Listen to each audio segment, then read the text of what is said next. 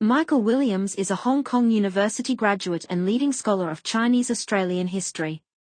He is the author of Returning Home with Glory in Australia's Dictation Test, and has taught at Beijing Foreign Studies University, Peking University, and Western Sydney University. His digital project Chinese-Australian History in 88 Objects was shortlisted for the 2022 Premier's Digital History Prize. His recent book on the robed Chinese walkers and his current project, Scattered Legacy, highlight his continuing contribution to the field. These podcasts are brought to you by Chide Study Press, publisher of Chinese-Australian History. Hi, and welcome to number 25 in the series on Chinese-Australian history. Today's episode is entitled Too Much Like Englishmen, and it's basically a review of a book that I recently published called, as you might guess, Too Much Like Englishmen, but essentially it's a background history of the Amoy men that came to colonial New South Wales in the late 1840s, early 1850s. An interesting group of about 3,000 men who basically, mostly, as far as we know, intermarried and are now the ancestors of a great many Australians who are very interested in researching more about this history. And I wrote the book mainly to give such people who are doing family history research a bit of background. But I think you'll find that the story is quite interesting and some of the aspects of it. And again, I use my friendly bots to discuss this book and to give you an insight into it. And if you're interested in the book, you can, of course, there'll be links in the notes to tell you where you can purchase a copy. At the moment, only as an ebook, but I will make a print copy available later in this year. Thank you very much for listening, and I hope you enjoy. Welcome back to the deep dive. We're tackling a piece of history today that honestly thought I had a pretty good handle on. Yeah. But it turns out the popular version of the story is missing a pretty massive chapter. Yeah, that's often the case, isn't it? I mean, the most famous events tend to shine so bright, they just completely blot out everything that happened, just a few years prior. Right. So let's test this for everyone listening. If I say to you, Chinese migration to Australia in the 19th century, what is the very first image that comes to mind? Well, for almost everyone, it's the 1850s gold rush. You picture thousands of men from Cantonese Guangdong province trekking out to Ballarat or Bendigo. The gold pans and the queues? Exactly. You picture the long queue hairstyle, the gold pans, maybe the anti-Chinese riots on the diggings. That's the movie version of history. Right. But the sources we're looking at today, specifically this really eye-opening text called Too Much Like Englishmen by Michael Williams, they tell a totally different story. This happened before gold was even discovered. That's the key. We are looking at a distinct, much earlier wave of migration. This is between 1848 and 1853. And these weren't men from Canton at all. They were from Amoy. Right, from Amoy or Xiamen up in Fujian province. And they definitely weren't chasing a fortune in gold. They were actually brought here to solve a very specific, very urgent problem for the British Empire. We're talking about over 3,000 men, which is not a small number for the time. But before we get into the actual mechanics of how they got here, I really have to ask about the title of the source material. Too Much Like Englishmen. On the surface, that sounds like, high praise coming from a British colony in 1852. It really sounds like it, doesn't it? But it was actually a warning. It appeared in the Moreton Bay Free Press. The writer was complaining that these specific Chinese migrants were, and I quote, too much like Englishmen in their wants and intelligence to ever combine successfully with the population. That is such a backwards complaint. Right. We don't want them here because they're too smart and they want the exact same quality of life that we do. Yeah, it completely flips the script on why we think people were excluded in the past. And to understand how we even got to that bizarre point, we have to look at this massive collision between two empires. The British and the King. Exactly. Both of them were facing a crisis at this exact moment. So let's set the scene for you. Why did Australia suddenly need 3,000 shepherds from Fujian in the late 1840s? Well, it comes down to sheep and the end of the convict era. For decades, the Australian wool industry was built entirely on what was essentially free labor. Right, the convicts shipped over from Britain. Yeah, but by the late 1840s, transportation to New South Wales was winding down. The free ride was over. The labor tap just gets turned off. Completely shut off, and this creates absolute panic among the squatters. Yeah. Now, I should probably clarify that term, because for anyone listening outside of Australia, a squatter usually means someone crashing in an abandoned building. It implies you're broke and living somewhere illegally. Right. But in 19th century Australia, it meant the exact opposite. The squattocracy were the wealthy elite. We're talking about men like William Charles Wentworth.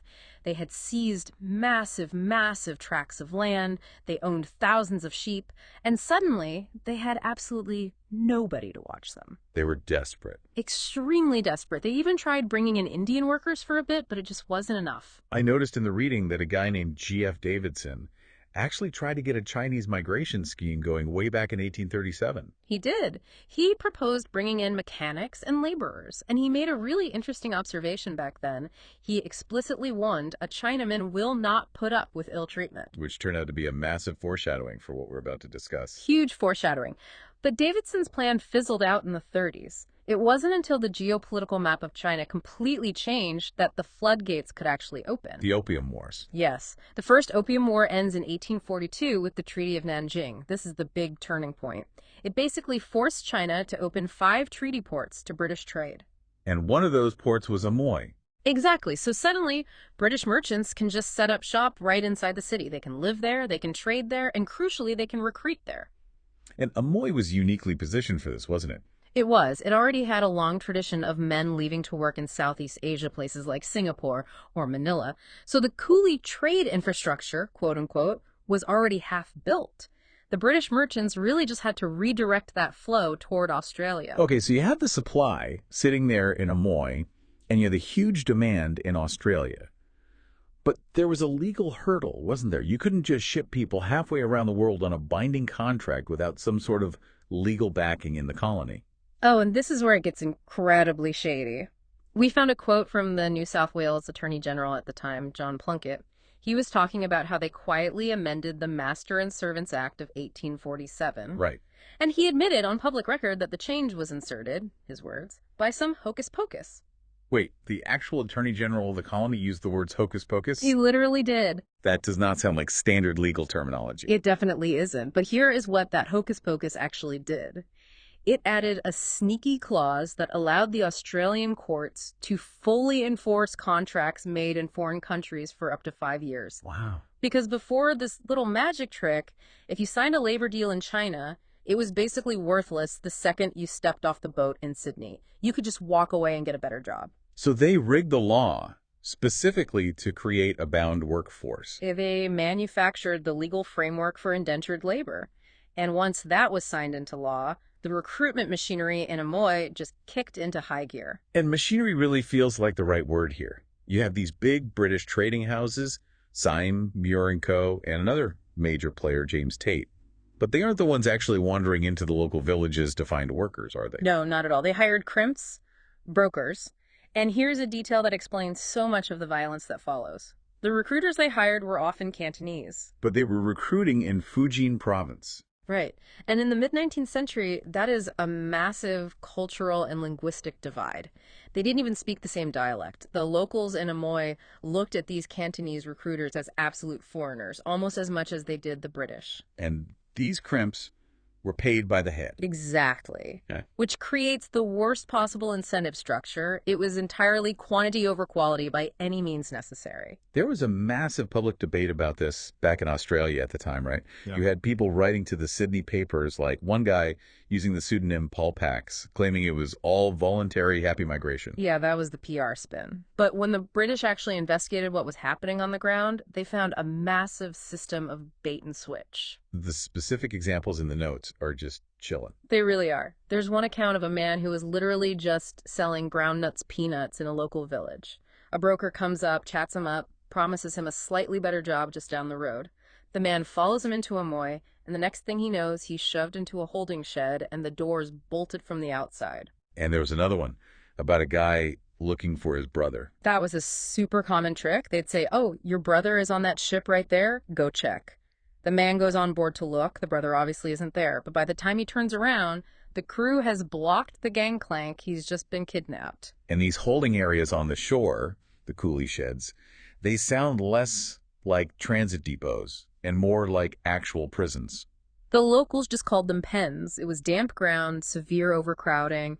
The men were often stripped of their clothes so they couldn't run away, and if they resisted, they were beaten. Just brutal. And the merchants, guys like Francis Syme, use this totally twisted logic to justify it. They'd say, well, we gave him a Nankin jacket and some food when he arrived, so he owes us a debt now. He has to work it off. Immediate debt bondage forced on them. Exactly. And the local population in Amoy wasn't blind to any of this. They actively called it buying men. And in their eyes, it was completely indistinguishable from slavery. That tension has to break eventually. You can't just do that in a city forever. And it did, right? In late 1852, the Amoy riots. Though, reading the details, riot feels like a loaded word. It sounds much more like an organized revolt. I agree completely. Uprising is probably a much more accurate term because it wasn't just random chaos in the streets. So how did it actually start? It was November 1852. The locals had finally had enough. An angry crowd managed to catch one of these brokers, a crimp, and they dragged him to a local Chinese magistrate. They wanted legal justice. That makes sense. But the British merchant, Francis Xiamen, hears about this. He marches down to the police station with his own men and effectively breaks the broker out of custody. Wait, he just overruled the local police? He just took the man back by force, and that was the spark. The locals realized the Chinese magistrates were totally powerless against these British merchants, so they took matters into their own hands. And the response from the locals was incredibly targeted, wasn't it? Yeah, highly targeted. Groups calling themselves scholars and merchants posted these placards all around the town. They threatened death to the brokers, yes, but they also called for a highly sophisticated economic boycott of Simon Tate. Hitting them in the wallet. Right. They targeted the specific warehouses, the hongs that were involved in the trade. They knew exactly who the bad actors were. But the British response to this protest, that was just pure brute force. It was a massive overreaction born out of sheer panic. The acting consul there, a man named Backhouse, completely lost his nerve. He called it an atrocious outrage. He signaled the Royal Navy, and the HMS Salamander landed fully armed Marines on the shore. And they opened fire on the crowd. They did. And bullets don't discriminate between protesters and bystanders. The investigation later found that totally innocent people were killed, including a child who was still at her mother's breast. God, that is horrific. It was an absolute disaster. It got so bad it forced the governor of Hong Kong, Sir John Baring, to step in and order a formal court of inquiry. Did Syme face any real consequences for inciting all of this? For breaking a man out of a police station? He was fined $200. $200, that's it. That was less than a single year's wages for one of the workers he was shipping off to Sydney. It was a complete slap on the wrist. But the one major consequence of all this was that the trade itself collapsed. The optics were too bad. The reputation of the coolie trade was just so toxic after the massacre that recruitment from Amoy to Australia effectively stopped dead in 1853. So the supply line is cut. But that leaves a really huge loose end for you to think about. There are already 3,000 of these men sitting in Australia. Yeah, that's the real tragedy, but also the incredible resilience of this story. The ships stopped coming, so these men couldn't just turn around and go home, even if they wanted to. They were effectively stranded on the Australian frontier. And they weren't hanging around in the cities. They were way out on the sheep stations, often completely isolated from anyone else. Right. And remember that quote from the beginning, too much like Englishmen. The British masters found them, in their own words, restless and refractory. Which is really just colonial code for they stood up for themselves. Exactly. These Amoy men knew their contracts. That hocus-pocus law bound them to the masters, sure, but it also bound the masters to them. If they weren't paid, or if the rations were cut short, they didn't just take it, they walked into town and went to court. They sued their employers. I love that irony so much.